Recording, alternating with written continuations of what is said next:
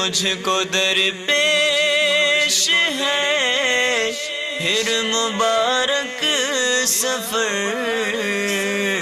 قافلہ پھر مدینے کا تیار ہے، قافلہ پھر مدینے کا تیار ہے۔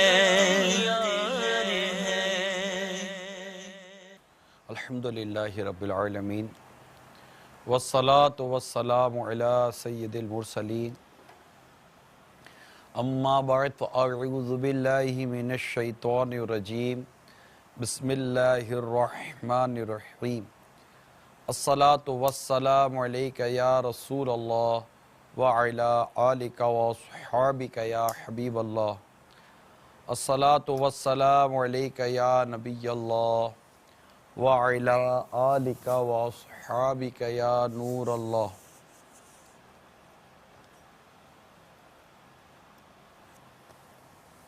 مدنی چینل کے ناظرین، سلسلہ مبارک سفر کا سفر جاری ہے۔ آئیے سب سے پہلے درود پاک کی فضیلت سنتے ہیں۔ ام المؤمنین حضرت سیدتنا عائشہ صدیقہ رضی اللہ تعالی عنہا سے روایت ہے کہ نبی پاک صلی اللہ تعالی علیہ وآلہ وسلم نے ارشاد فرمایا، جب کوئی بندہ مجھ پر درود پاک پڑھتا ہے تو فرشتہ اس درود کو لے کر اوپر جاتا ہے اور اللہ کی بارگاہ میں پہنچاتا ہے تو اللہ تعالیٰ ارشاد فرماتا ہے، اس درود کو میرے بندے کی قبر میں لے جاؤ۔ یہ درود اپنے پڑھنے والے کے لیے استغفار کرتا رہے گا اور اس بندہ خاص کی آنکھیں اسے دیکھ کر ٹھنڈی ہوتی رہیں گی۔ صلو علی الحبیب صلی اللہ تعالی علی محمد۔ مدنی چینل کے ناظرین، سلسلہ مبارک سفر، اس کے متعلق پچھلے سلسلے میں بھی چند مدنی پھول عرض کر چکا ہوں کہ عن قریب دنیا بھر سے عاشقان رسول زیارت مدینہ منورہ اور مکہ مکرمہ کے لیے سفر اختیار کریں گے۔ صدیوں سے یہ سفر جاری ہے اور جاری رہے گا انشاءاللہ تعالی۔ کس نے سفر کیسے کیا، کس کی کیا کیفیت رہی، اس میں جو عشق و محبت بھرے جو واقعات ہیں اس سے بیان کرنے کا یہ سلسلہ ہے بنام مبارک سفر۔ حضرت مولانا عبدالحق الہ آبادی علیہ رحمۃ اللہ الہادی یہ ہند کے باشندے اور جلیل القدر عالم دین تھے۔ 40 سال سے زائد مکہ مکرمہ میں ان کا قیام رہا اور التزاماً یعنی کہ ضرور بھی ضرور ہر سال حج کرتے۔ ایک سال زمانہ حج میں آپ بہت علیل ہو گئے، یعنی بیمار ہو گئے، صاحب فراش جس کو کہتے ہیں، یعنی بستر پر پڑ گئے۔ ذوالحجۃ الحرام کی 9 تاریخ آپ نے اپنے شاگردوں سے کہا، مجھے حرم شریف میں لے چلو۔ چنانچہ کئی آدمی اٹھا کر لائے، کعبہ معظمہ کے سامنے بٹھایا، زمزم شریف منگا کر پیا اور دعا کی، یا الہی عز و جل حج سے محروم نہ رکھ۔ اسی وقت اللہ تبارک و تعالیٰ نے ایسی قوت عطا فرمائی کہ اٹھ کر اپنے پاؤں سے عرفات شریف گئے اور حج ادا کیا۔ اللہ تعالیٰ کی ان پر رحمت ہو، ان کے صدقے ہماری مغفرت ہو۔ ایک خوش نصیب حاجیوں، اس سفر میں ایک بہت بڑی سعادت جو نصیب ہوتی ہے وہ ہے آب زمزم۔ اگر یقین محکم ہو تو بے شک زمزم پینے کے بعد جو دعا مانگی جائے قبول ہوتی ہے، کہ یہ میرے آقا صلی اللہ تعالیٰ علیہ وسلم کا فرمان عظمت نشان ہے کہ ابن ماجہ کی حدیث ہے کہ زمزم جس مراد کے لیے پیا جائے اسی کے لیے ہے۔ مولانا حسن رضا خان علیہ رحمت الحنان اپنے نعتیہ دیوان ذوق نعت میں بڑا خوبصورت شعر ہے، یہ زمزم اس لیے ہے جس لیے اس کو پیے کوئی، یہ زمزم اس لیے ہے جس لیے اس کو پیے کوئی، اسی زمزم میں جنت ہے، اسی زمزم میں کوثر ہے۔ زمزم کی تو کیا بات ہے، چنانچہ جنت میں لے جانے والے اعمال میں زمزم کے متعلق کچھ روایتیں نقل کی گئی ہیں۔ سرکار مدینہ صلی اللہ تعالیٰ علیہ وسلم نے فرمایا آب زمزم اسی مقصد کے لیے ہے جس کے لیے اسے پیا جائے، اگر تو اسے شفا کی غرض سے پیے گا تو اللہ عز و جل تجھے شفا دے گا، اگر تو شکم سیری کے لیے پیے گا پیٹ بھرنے کے لیے تو اللہ تعالیٰ تجھے شکم سیری عطا فرما دے گا، اور اگر تو اسے اپنی پیاس بجھانے کے لیے پیے گا تو اللہ تعالیٰ تیری پیاس بجھا دے گا، اور اگر تو اسے پناہ حاصل کرنے کے لیے پیے گا تو اللہ تعالیٰ تجھے پناہ عطا فرمائے گا۔ حضرت سیدنا جابر رضی اللہ تعالیٰ عنہ سے مروی ہے کہ نبی پاک صلی اللہ تعالیٰ علیہ وسلم نے ارشاد فرمایا آب زمزم اسی مقصد کے لیے ہے جس کے لیے اسے پیا جائے۔ حضرت سیدنا عبداللہ بن مبارک رضی اللہ تعالیٰ عنہ کے غلام حضرت سیدنا حسن بن عیسیٰ رضی اللہ تعالیٰ عنہ کہتے ہیں میں نے حضرت سیدنا عبداللہ بن مبارک رضی اللہ تعالیٰ عنہ کو زمزم کے کنویں پر آتے دیکھا، آپ نے ایک ڈول پانی پیا اور قبلہ رخ ہو کر دعا مانگی، اے اللہ عز و جل مجھے عبداللہ بن معمل نے ابو زبیر سے، انہوں نے جابر رضی اللہ تعالیٰ عنہ سے روایت کرتے ہوئے یہ حدیث بیان کی ہے کہ رسول اللہ صلی اللہ تعالیٰ علیہ وسلم نے ارشاد فرمایا آب زمزم اسی کے لیے ہے جس کے لیے اسے پیا جائے، لہٰذا میں قیامت کی پیاس سے تحفظ کے لیے اسے پی رہا ہوں۔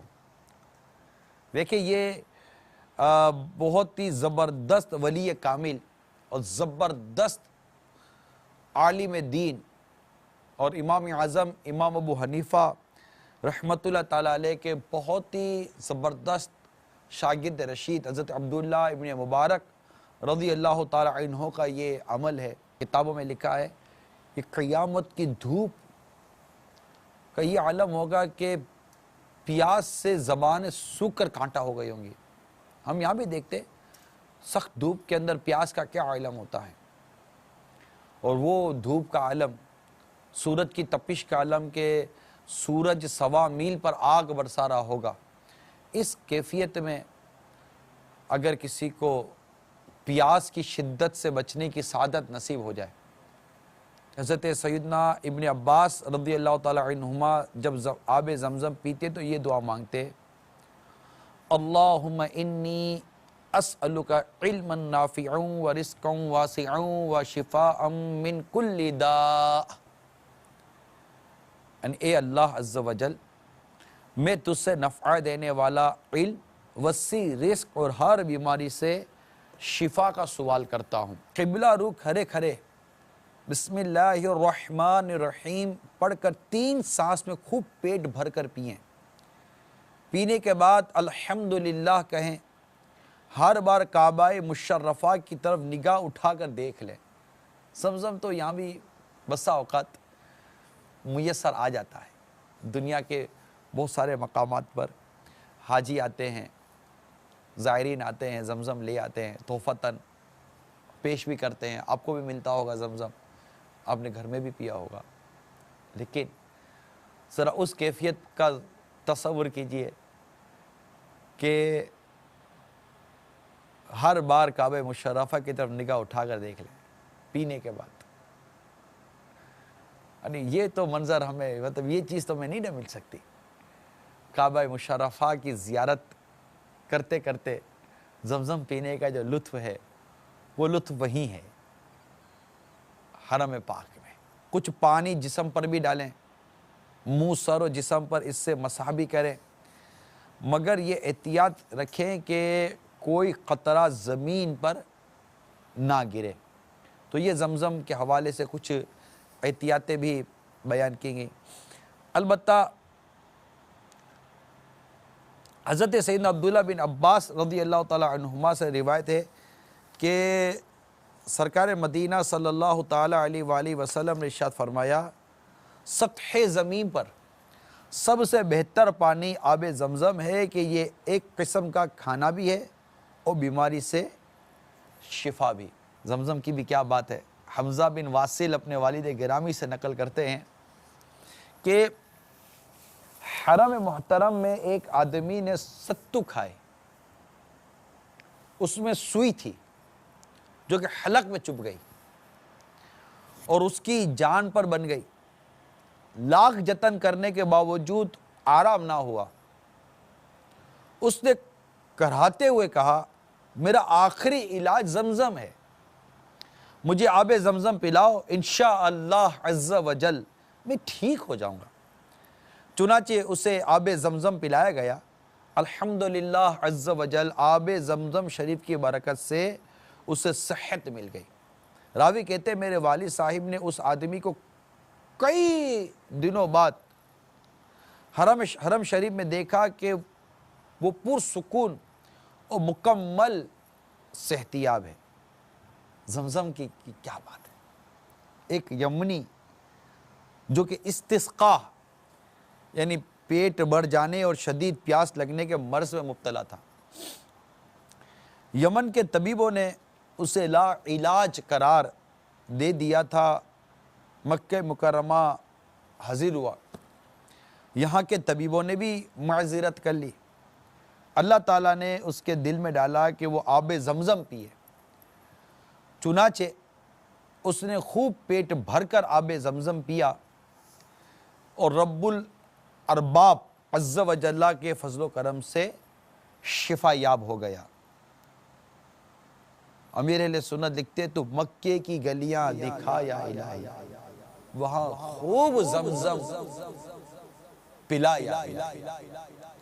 تو اے خوش نصیب حاجیوں, خوش نصیب اسلامی بھائیوں, خوش نصیب عاشقان رسول جو حج کی سعادت حاصل کرنے جا رہے ہیں, اللہ تعالیٰ آپ کے اس سفر کو واقعی مبارک سفر فرمائے اور جو اس کے شرعی احکامات ہیں رب کریم اس کے مطابق یہ سفر کرنے کی ہم سب کو توفیق عطا فرمائے. رفیق الحرمین جو میرے ہاتھ میں کتاب ہے, یہ ضرور اس کا مطالعہ کر لیجئے, ابھی سے مطالعہ کر لیجئے کہ اس کے کافی صفحات ہیں اور اس میں سوال جواب کے حوالے سے بھی بہت کچھ معلومات اس کے آخر میں حاصل ہے. کیا کیا ضروری سامان لینا, ابھی آپ تیاری کر رہے ہوگے ضروری سامان کی, تو کیا کیا ضروری سامان اس سفر کے لیے لینا چاہیے اس کی تفصیل بھی موجود ہے. مکتبۃ المدینہ سے رفیق الحرمین آپ ہدیتاً حاصل کریں. ہو سکے تو جو حج پہ جا رہے ہیں آپ کے جان پہچان والے دوست احباب عزیز رشتہ دار, ان کو بھی رفیق الحرمین دیں. اللہ تعالیٰ عمل کرنے کی توفیق عطا فرمائے اور ہم سب کو دعوت اسلامی کے مدنی ماحول سے وابستگی عطا فرمائے. آمین بجاہ النبی الامین صلی اللہ تعالیٰ علیہ وآلہ وسلم. صلو علی الحبیب صلی اللہ تعالیٰ علیہ وسلم. مجھ کو در پیش ہے پھر مبارک سفر, قافلہ پھر مدینے کا تیار ہے, قافلہ پھر مدینے کا تیار